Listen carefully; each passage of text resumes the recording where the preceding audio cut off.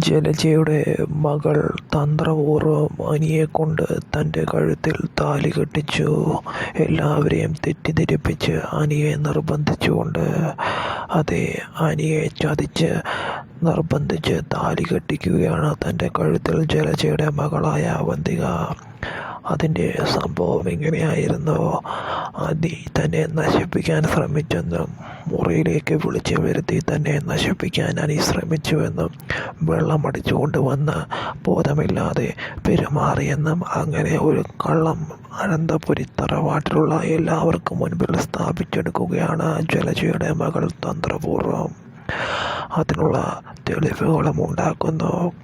അതോടുകൂടി ജലജയുടെ മകളെ നീ തന്നെ കെട്ടണമെന്ന് അനന്തമൂർത്തി വാശി പിടിക്കുന്നു.